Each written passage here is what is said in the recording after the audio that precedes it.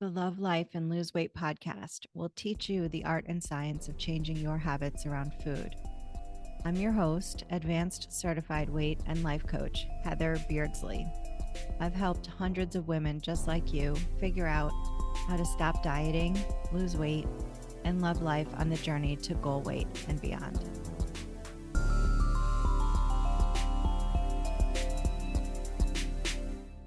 Hey, welcome to episode 40. We're nearing the end of season 1, which will happen at episode 52. So it's nearly been a year, and we'll switch over to season 2 on the anniversary, the 1-year anniversary of the podcast being launched. I believe that was in early October of 2022. Okay, today we're going to talk about how to create more energy. So there's two kinds of energy that we talk about. The first one is physical energy, and the second one is emotional energy, or the feeling of energetic. So you have a body that moves through space, does processes, right? Thinks, digests, poops, pees. It's got muscles, and you have free will. So you can move your body through space. In order to create that kind of energy, it requires fuel. And of course, your cells to function in a way where they can utilize that fuel pretty well to expend energy. So there is a sense of, like, in our human bodies, it's so interesting, isn't it? Like, we have this sense that, yeah, we expend energy, we have energy, but as you get to know your body and your sense of your physical self, you do tend to know when you feel physically energetic and when you don't feel physically energetic, or you feel depleted. So that's not a feeling of depleted. You see, the way that we speak about things, we have to be really precise when we're talking about these two differences in energy. One is a feeling of energetic, and the other one is a physical capacity and willingness to expend energy. So, you can have all the energy in the world, but if you're thinking in ways that are stuck, overwhelmed, depressed, you won't be able to tap into the physical energy capacity or reserves of your body. So the opposite is also true. Let's say you're low on sleep and you are really hungry and you're just feeling like you don't have any proverbial gas in the tank. If you think in ways that are motivating and excited and like you've got stuff to do that you cannot wait to do, you can find ways to expend that energy, even though you sense there's not a lot of reserves in there, so-called gas in the tank. Okay, so physical energy is a sense of the gas in the tank. And emotional energy is a vibration in your body, an emotional feeling that you feel. And we know that emotional energy, like the feeling of energy in the body, is always related to the habits of thinking that are creating that feeling. And then the body itself and its mechanical, physiological processes, how well it's handling and moving its fuel sources around. If you're sick, if you're tired, if you're injured, that's all going to play into physiological energy or physical energy. So these are two aspects that you kind of want to get working together. And this is what I often talk about in integrative weight loss. It's like bringing your habits of thinking and feeling to the sandbox or the playground of your body, and getting down into your body and allowing your mind and your body to kind of communicate and work with each other. So it's can be very exhausting or energy depleting to ask yourself to expend energy if you aren't thinking in ways that emotionally make that easy. And a lot of times we see this in habits of thinking around movement. There's a lot of people who say, I hate exercise. I can't stand exercise. And you can see like they're not energetically moving through their movement usually. Usually it's a reluctance. You can tell runners who are just kind of slogging along, right? And then you can tell the difference with people who are super into exercising, where you can tell they're thinking really lush, motivating, energetic thoughts, and they're feeling energetic, and then they're working with the body to expend that energy. So one sort of drives the next in an ideal scenario, right? Where you don't have um, exceptions going on like sickness or lack of sleep, newborn baby, recovery from surgery, things like that. So I've been thinking a lot about this because I am on a medication that makes me feel less energetic than I'm used to. And I think I also talked to you all pretty recently about how I've cut down on my coffee intake. And I wasn't sure how that might affect my energy. Like, I just don't want to have a second cup of coffee. I'm still having one. Um, and so it's an interesting interplay between changing my habit of having coffee, which I've always associated with giving me energy in the morning, and um not feeling energetic if I have it. So I'm still having the coffee, I'm just not having as much. And I think the truth is that when you've been having regular morning coffee every day of your life, like I have for decades and decades, I really don't think that the coffee is giving me much additional energy. I think my body is just adapted to expect that hit of caffeine. And it's not like sort of topping off my energetic tank, if you will. So, I've got to figure out a way to create more energy in my life. And so I was thinking about this and I wanted to just share my thoughts about this. This is just, of course, based on my coaching and my own experience with energy and feeling energetic. Um, I don't know if any of you have experienced this, but like when I became in my 50s, when I turned 50, I started sort of paying close attention like, am I just not having as much energy as I used to? And what's going on with that? And because I sort of remember like in my 20s and my 30s, I would have these days when I would just call them like house project days where I'd get super psyched up to like go and paint the living room, paint the kitchen, you know, dust the baseboards, like do these big projects, move all the furniture, clean out all the cabinets in the family room, say, or clean out my closet. And I think that's very normal to have that reserve of energy and that excitement to like do physical projects decrease over time.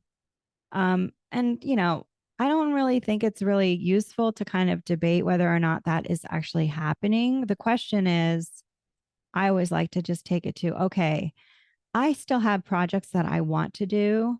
The question is, how can I align my thinking and my physical reserves of energy to be able to do more of those than what I'm currently doing? Instead of just thinking shitty thoughts like, I don't have the energy I used to. I just can't do it anymore. My feet hurt, when I'm walking around all day in my house doing these big projects, things like that. It's just not helpful. And so I've learned to kind of reframe it this way. But then I was thinking, all right, well, I have the thought work for sure. And, what are the things that physically help you become more energetic? And I just made a quick list. This is by all means not like comprehensive, and it's certainly not medical advice. It's just like my thoughts about how to create more energy, how to feel more energetic emotionally, and how to create more reserves of physical energy that you can tap into when you align your thinking. So, the first thing I would suggest that you do, if you want to have some homework on this, is to do an energetic time study. Oftentimes in our professional lives, if we're have more to do than we have time for, we're asked to do a time study. We do this on the team at Nova Yes when this happens. And it's just a way to compile data to see where your time expenditure is going. And so if we apply this to an energetic time study, what you will do is over the course of 7 days, you each day, at the end of the day, I want you to do an analysis of where your physical energy went. And the way I like to think about this is the same way I think about time. Like there are 24 hours in a day.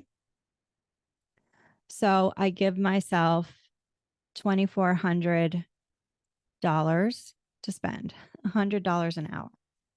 And so if I sleep 8 hours, I spend $800 on my sleeping, right? So it's the same with an energetic time study. So, sleeping builds energy, right? So the 8 hours of your day is sleeping, hopefully. And then the rest of the time, you got to figure out where you're choosing to spend your thinking and emotional energy and your physical energy. And, this is very subjective, obviously. You're going to just go through and just do an inventory each day. Like for most of you, I suppose Monday through Friday, well, most of your mental energy is probably spent in the job that you do. And you can kind of do a comparison of like, okay, let's say you're spending 8 hours a day, 5 days a week at work. How much of your expenditure is mental and emotional energy versus physical energy? Obviously, those of you who have physical jobs, um, will expend much more physical energy. Like for me, when I work with my 32 clients a week, that's all emotional energy. I'm in my head, going in my clients' heads, seeing where they're thinking, and I'm extrapolating from that. I'm deducting, I'm troubleshooting, I'm doing all of that thing, that all of those energetic investments. And so, because of this, you'll see, like in my case, at the end of a client heavy workday, I will feel very emotionally tired. Okay. If you're have more of a physical job, maybe you didn't spend much time thinking about what you were doing, but you were physically expending a lot of energy. Okay. So just go through a time study. You can Google time study worksheet and you can find something that you can use, I'm sure. Just create a table or something like that. Note on your weekly time study or energetic times energetic study where you're being asked to expend excessive amounts of energy. Maybe it's around certain people that leave you feeling depleted. Maybe it's certain jobs that you do. If you're a young mom and you're going to the park and you're running after your kids and then, doing a lot of like physical stuff with your kids, maybe you're just physically exhausted. If you're not sleeping at night or you're not getting at least 7 hours of sleep at night, that's an energetic drain as well. Worrying, feeling overwhelmed. There are feelings that expend emotional energy. And then there's also feelings like joy and delight and happiness that sort of increase energy. So just know like where these expenditures and these bumps in energy come from, and just look at your week. Okay. And then I want you to analyze what you find in your energy study of your week.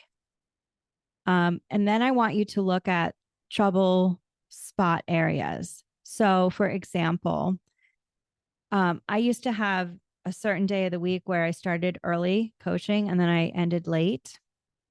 And I could just tell that I was seeing too many clients in a row because I was so exhausted by the time I stopped coaching that day. I didn't want to walk. I didn't want to cook dinner. I just wanted to lay on the couch. And I was kind of like wired, but also tired, but like not physically tired. You see, I was brain tired. And I was so brain tired that I couldn't think the thoughts that would get me to go outside and do my walk. So that's a good example of identifying energy expenditures that are leaving you energetically depleted. Those are the ones that I want you to identify and then create like a strategy around. So, for example, what I did was I just decided that as a rule, I would only see 4 clients in a row, and then I would have some kind of at least a half an hour break before I would see any more clients, just to be able to get me up from my desk, walking around, doing something to take me away from my computer screen. I think it's really easy to like not really realize how mentally exhausting it is to do high level work on the computer. You know, our brains are still primal machines, and the amount of processes that we have to run in our brain just to move around the computer and go through different apps and do different processes, especially if you work online, um, requires a lot of brain power and energy, mental and emotional energetic expenditure. You can't just expect to deplete that mental expenditure for 8 hours a day and then expect to feel energetic, physically energetic at the end of that day. Like you've got to hardwire in what I call tension relief valves during your day. If this is the case for you, if you are opposite and you're not really expending mental energy, but you are physically depleting yourself during the day, then those tension relief valves are going to involve you physically resting. Okay.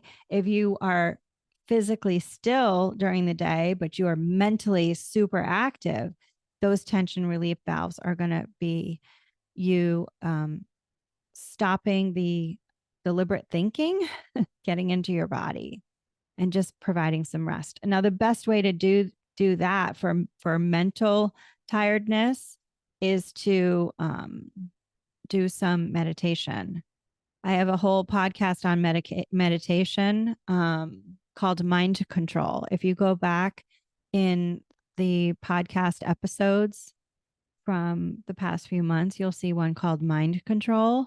And I go way into all the details about, paradoxically, how meditating, which is deliberately asking yourself to stop thinking on purpose, is actually a huge generator of mental energy. So it creates new energy for you. Meditation is kind of what's known as like sleep for the conscious brain, whereas the sleep that we do at night when we go to bed is rest for the unconscious brain. And there's a lot of information on this that you can look up, but I'll just keep the scope of the discussion about meditation to that. And I'm just going to refer you back to that other podcast. Go and have a listen to it. Okay. So we're on tension relief valves. Come up with a strategy for you to create those tension relief valves throughout your day.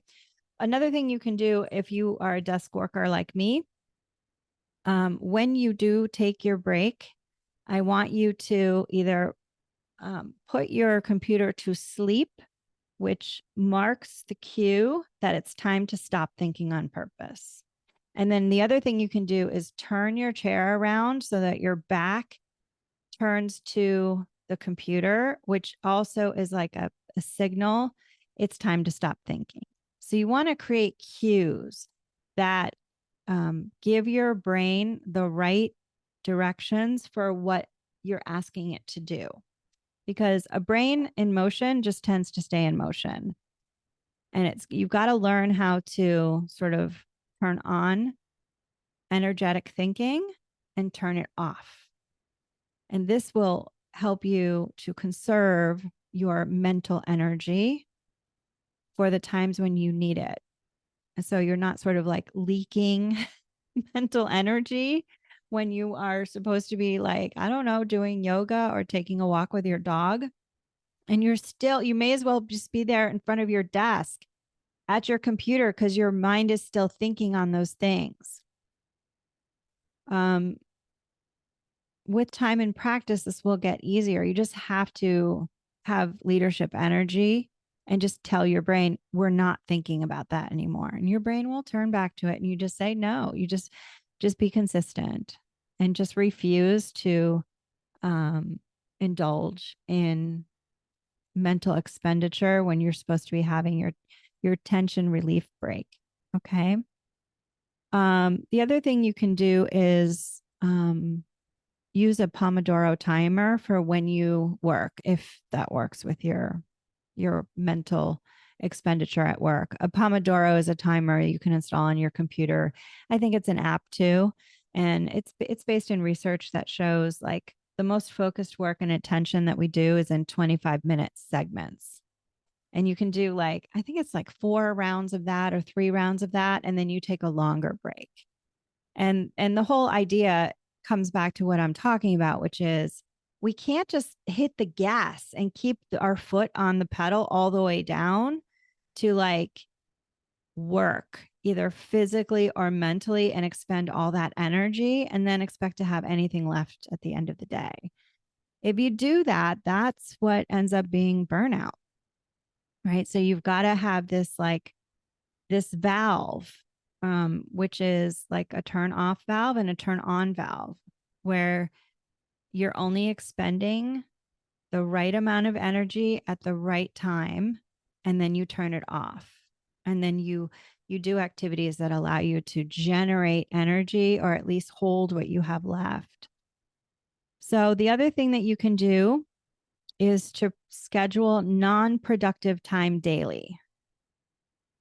Non-productive time daily. A lot of you do this anyway, so I don't really want to hear your complaints about this. I mean, a lot of times I'll be coaching and they're like, well, I'm staying up so late. I'm like scrolling on TikTok or I'm playing solitaire on the computer and blah, blah, blah. And I'm like, all right, well, just schedule it at a time when you do have energy so that you're not taking away from your sleep. And the thing with that is that, you've got to say, if you like, all brains need to just not be thinking on purpose. This is where like our brains just need to rest. If your brain think about your brain like a Stradivarius. That's a violin, right? It's a very rare, very beautiful handmade instrument. And if you have one, it's like, God, you would take awesome care of it, right? You would take it to a specialist and get it tuned up, and you would polish it, and you would keep it in the right case and give it the best care. I mean, your brain is like your most important asset. That in your body. Well, I mean, it is part of your body. So you want to schedule time for your brain to just like fuck off during the day, because you ask so much of it. It deserves some time off, right? So schedule that non-productive time. Maybe it's right after dinner. You just like tell the family like, hey, you guys clean up if you made the dinner, or I don't know, make a deal. Just tell people what you're doing. Like, I'm not doing anything for the next hour. But then keep to the hour, right? And when you do that, what happens is you're doing it with an intention to relax instead of stealing time in an unintentional way, which is not relaxing. Like a lot of times, if you're scrolling late at night because you felt like you got no time during the day, then you're just trying to get back what you think you've already lost. Instead, scheduling non-productive time daily um to, I don't know, scroll, stare at the sky. I don't care. Do a puzzle. Puzzle isn't really, I mean, you could say a puzzle is productive, but it's mainly just fun, right? Just watching TV, just receptive mode, not doing any intentional thinking. Um, when you give yourself time to do that, you also cue and signal your brain that it's time for rest and that you have a practice of resting each day. And then this also becomes like something that you look forward to because you know you have time to rest and you will look forward to it. A lot of times when my clients are overeating at dinner, they're like, well, this is the best part of my day is eating. And I'm like, what do you mean? And they're like, well, after dinner, it's like, God, I have to clean up and then I've got to get the kids ready for bed and I've got to do this and I've got to do that. And I'm like, all right, well, you don't have to do anything. You've got to start to like take control of your choice for how you spend your time. And when you make an energetic decision to replenish your energy by scheduling non-productive time, you have something to look forward to. So put it in your day and during a time when you naturally feel sort of low energy. That would be ideal. For many of you, if your schedule allows, do it like mid-afternoon when you tend to want to snack for energy, which is just total bullshit. Snacking does not give you energy. Snacking gives you fuel, which, if you're eating it when you're not hungry, is like spilling fuel all over the place. It's overfueling yourself, which is depleting for the body. It's requiring your body to handle extra fuel that it didn't ask you for. And so it's a bad strategy. Okay. Giving yourself energy if you're depleted requires resting and recovering those reserves. Okay. Number 5 for how to build up your mental and emotional reserves. Give up trying to control other people or spending your emotional reserves on arguing with what is. I'll say that again. Give up trying to control other people or spending your emotional reserves on arguing with what is. Okay. So this just goes back to like the only thing you can control is yourself. So if you just accepted people for who they show you that they are, then you could retain all of that emotional energy to spend on you and how you show up. And that sense of like reserving that for you, and then thinking about the things that you can control is like a wonderful way to just take some of your energetic power back. Okay. And, when we argue with what is, basically we're lying to ourselves. We're wishing things were different. It's like a waste of time because you can't go back, especially if you're thinking about things in the past. Just know that however things are, even if it feels terrible, is enough to get you where you want to go. And if you spend time arguing with what is, you just make things take longer and feel harder than they have to, which is energetic depletion. Okay. And the last one is release being at the effect of other people's opinions or worrying about what they think of you. So this is sort of reversing it. It's not your job to comply with what you think other people want in order to make them happy. we want to practice emotional adulthood, which means taking responsibility only for our own emotional state. Of course, we have influence over the emotions of people who are in our sphere of influence. And that is something that, of course, you want to act kindly as much as possible. But there is a way to kind of like tell the truth to people who matter to you in a way that is kind and loving. We don't have to yes or people please other people. And when you release yourself from that contract, you will have so much more emotional energy to work with because you believe that people will work it out, that they can handle their own opinions. I mean, not opinions, their emotions. People can handle their own emotions. We're all hardwired to handle any emotion that we feel as human beings. And, it doesn't feel great when people aren't happy with you, but it also doesn't feel great when you're not being happy with you because you're trying to make other people happy at your own expense. So choose the hard that is in your own energetic best interest. Okay. And people will always have opinions about you. They always do. You're just not aware of them.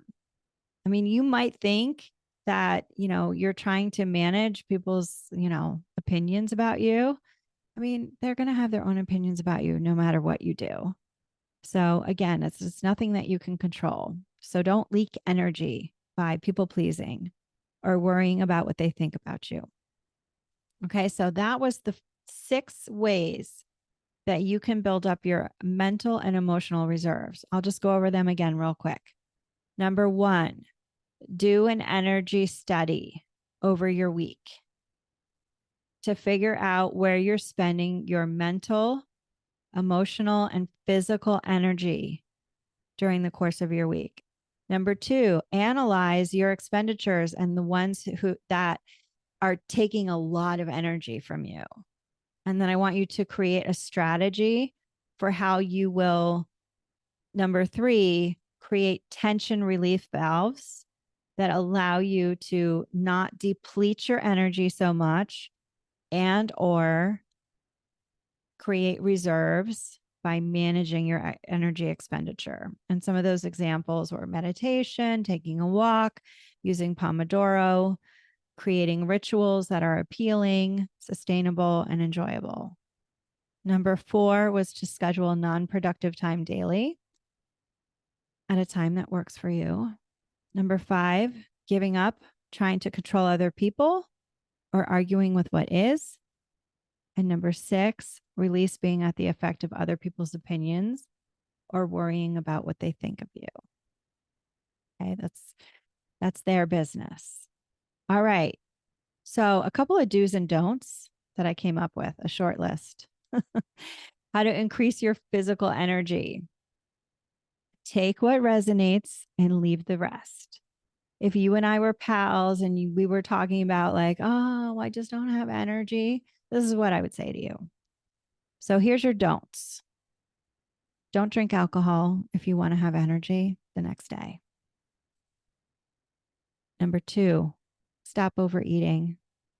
It requires so much energy for your body to handle excess fuel because you're overfeeding yourself. Number 3, don't eat food that makes you feel like shit. Number 4, limit or restrict spending time with people that deplete you emotionally. Number 5, don't say yes to people when you want to say no. Number 6, don't save up calories and push past hunger. That is energy depleting. We want you feeling hungry before you eat, but not allowing yourself to push past hunger, like normal hunger, to getting like excessively hungry. That's what I'm talking about. Number 7, don't skimp on sleep. Prioritize your sleep. Keep it sacred. Do whatever you have to do to get to bed on time. And if you don't sleep well, you're probably not being as physically active as you need to be to have a tired body that sleeps more. Okay. Many of you go to bed way too early and then you complain about why you're up so early. Okay. So you may actually paradoxically need to go to bed a little bit later so that you can sleep in the amount that you want to sleep. Okay. Number 8, don't watch any media that depletes your mental or emotional reserves. I was watching some nature show. It was David Attenborough, and he's at one of these far-flung Hawaiian islands. Did you know that there's these like very northern islands in Hawaii? One I had never heard of. And anyway, these I think they're frigate birds, or the birds that have to travel these long distances, of course, because they're in the middle of the Pacific Ocean and they have to fly for hours and days to get anywhere. They're showing the baby chicks dying on the beach. I mean, my nervous system was like completely triggered. I turned it off. I feel bad. Like I do this to my family all the time. I'm just like, feel free to watch, but I can't watch baby chicks dying. Like I just can't. It triggers me emotionally. It depletes my energy. You can see I'm still thinking about it. And I only watched about 10 seconds of it. So, I mean, many of you like these CSI murder shows and stuff. Like, if it doesn't bother you or deplete you mentally or emotionally, great, watch it. If it does, don't freaking watch it. Number 9, don't agree to do things that you actually don't want to do. Now, there's a caveat with that. It's okay to do things you don't want to do as long as you really like your reasons. Like, I don't really feel like doing it, but I know I want to for this reason that is more important. Okay. All right. Let's talk about things you can do to increase your physical energy. Number 1, make systemic life changes to decrease your stress load in your life. Look, we can manage our minds about almost anything, but the question is, like, do you want to for life, or do you want to just change your life? That's a really good question to ask yourself, because having to manage your mind over chronic things that happen all the time is a huge depleter of energy. Number 2, commit to emotional responsibility by doing your thought work. In other words, how you feel is always your responsibility because of how you're choosing to think about your life and your world.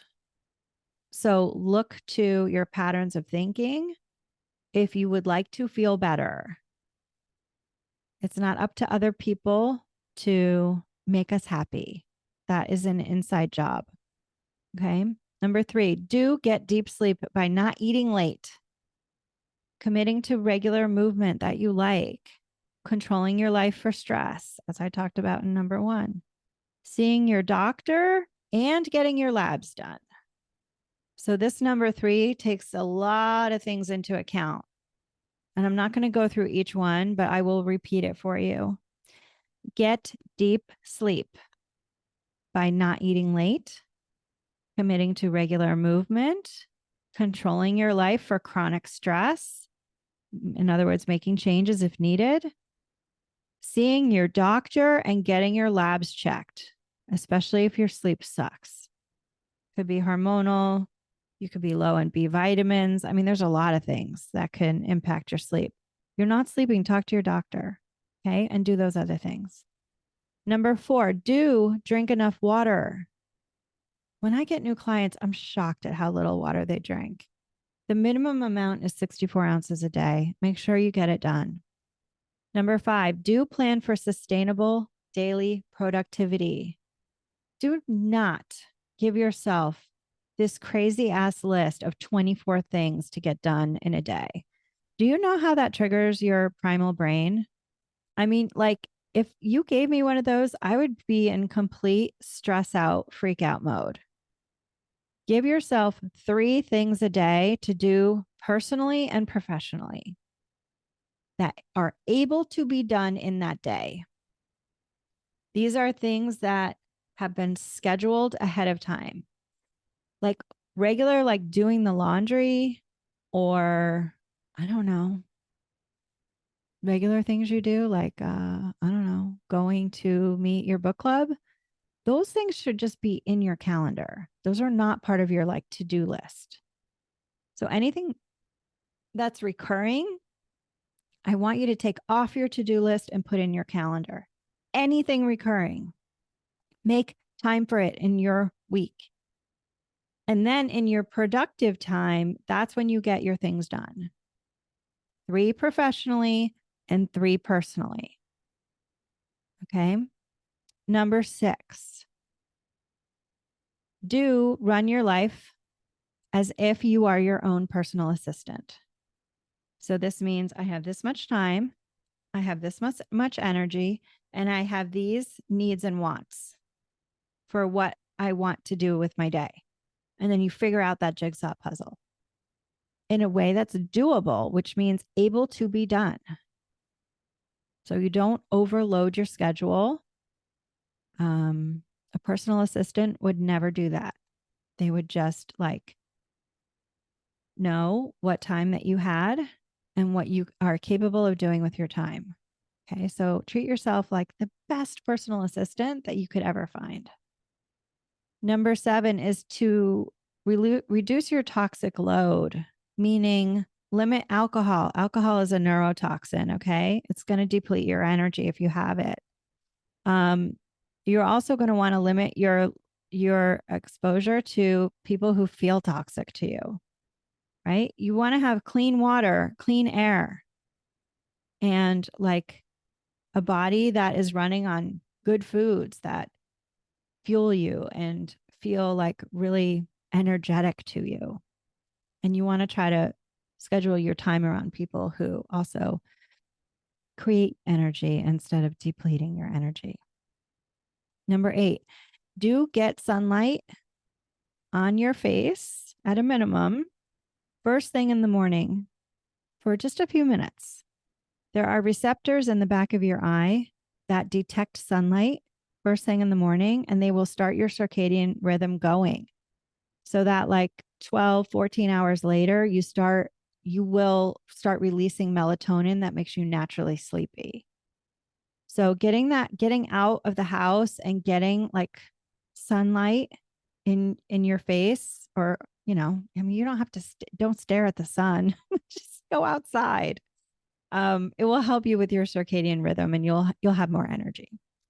Number 9, do reduce or eliminate the blue light exposure from your electronics after sunset. A lot of your phones and your computers have an automatic setting that you can just turn on. Make sure that you're doing that, okay? And try to shut down all electronics 1 hour, but at least 1 hour before you go to bed. Number 10, do invest in social relationships that you like. These will give you energy and give you a feeling of connection, which is really good for your mental feelings of energy and your emotions. Okay. Number 11, do incorporate play into your life. If you're not like imagining, envisioning, playing games, physical games, board games, card games, crossword puzzles, even knitting. Knitting is a game, isn't it? It's like you got to make the certain motion and you're counting, right? So it's play. It's creative play. Incorporate some into your life if you don't have any. Cooking can be a form of play and creative play. Number 12, do make meaning from your struggles and move on. So if you have a hard story that chronically pops up in your sense of your life, write the heroine's story from that struggle. Take the silver lining from it, make meaning from it, and then give yourself permission to move on. Number 13, do stop overfueling yourself by overeating. Can't really say that one enough. I don't know if you noticed. Number 14, do creatively visualize yourself expending your energy wisely and conserving always some energy to reserves for yourself. Like you never want to meet the end of the day like completely bonked out with energy. Right? So you are a conserver of your energy and you expend it or you spend it wisely, just like you spend your money wisely. Okay. Number 15, do learn to feel without buffering. That means especially negative emotions, sometimes even positive ones.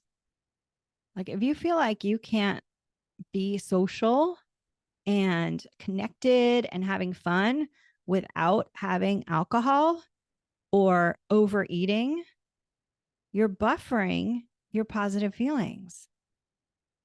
So when you buffer those positive feelings, what you're doing is you're sort of diluting your emotional experience.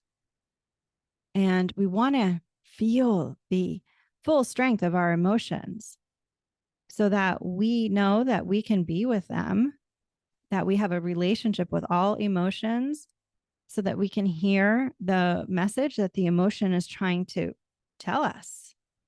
And so if you're constantly sad and frustrated with your job, take that as an example, and you're just snacking the whole day to kind of distract yourself from how much you're hating your job, well, you're not really hearing the lesson that the frustration is trying to tell you. Like you've got to figure out how to not be frustrated with your job by either managing your mind or changing the circumstances. Maybe you need to talk to HR. Maybe you need to ask for a transfer. Maybe you need to find another job. But if you just settle for buffering your feelings, you just stay stuck. Okay? And staying stuck is such an energetic like hoser of your life. We're meant to evolve through our life, and our emotions, unbuffered, will give us clear instructions about what's needed. Abraham Hicks calls this your emotional guidance system. If we buffer our emotions, we cannot hear their message. Okay. Number 16, do learn the skill of selective ignoring. This means not giving attention all the time to shit that you don't like. You've got to give your attention to things that you do want and things that you do like. So paying attention to the negative is totally going to deplete you. And this doesn't mean just like always seeing the positive side. It's just a choice of where to focus that focuses you on the path on how to get what you want. Right? I'll say that again. Where you choose to focus your thinking creates a path to the object of your thinking. So if you're constantly thinking, I don't know why I'm not losing weight fast enough, I don't know why this isn't working, you're going to create an experience where you're totally convinced that your weight loss isn't working, instead of being fascinated with figuring out what does work and trying a lot of stuff so that you can figure out what the right strategies are for you. So that's selective ignoring. This is like the most underutilized skill that you can use in anything that you want in life, especially for weight loss. There's a podcast episode, if you go back, called Selective Ignoring. For more on that, just go back and listen to that episode. Number 17, do meditate. I really can't say enough how energy generating meditation is. It's fucking fantastic. Jerry Seinfeld is a lifelong transcendental meditator. And you can find the YouTube video of him talking about this. But basically, he starred in the Seinfeld series and produced it for like, I don't know, 15 years or something crazy. And back then they had like this brutal production schedule. had to learn lines. He had to be in almost every scene and for years. And every day for lunch, he would go down and meditate the entire time Seinfeld was in production. And that practice, he has just kept doing it his entire life. And he's been an exceptional producer of energy, right? Comedic content, constant touring, the Seinfeld series. And he's a prolific energy generator. And one of the greatest tools he talks about is meditation. Doesn't really matter which kind of meditation you do, just rest your brain when you need it. And number 18 is the last one. Do start seeing yourself as an energetic person. I mean, you are. Your cells are creating energy with or without your permission every day that you are alive. We are energy. Emotions are vibrations in our body. They've done, they can show that, we have an energetic field around us. And so the more you start like sort of self-identifying as an energy being, someone who can create energy and expend energy and renew energy, the more that you will feel like you have control over the energy reserves that you need to accomplish what you want in your life and become the person that you want to be. Okay. So that's how you can start creating more physical and mental and emotional energy for yourself. I hope it's been helpful. Come visit me on the episode 40 post on Instagram at Thrive in Midlife, and we can keep the conversation going. Maybe you all have some ideas about energy and how to create it or what depletes it or what you could do. That's all for now. Stay focused and so long. Hey, if this episode was helpful, then let's connect. Visit hbeardsley.com/subscribe. That's hbeardsley.com/subscribe. You'll get a gift from me, exclusive subscriber content, and advanced notice of in-person events.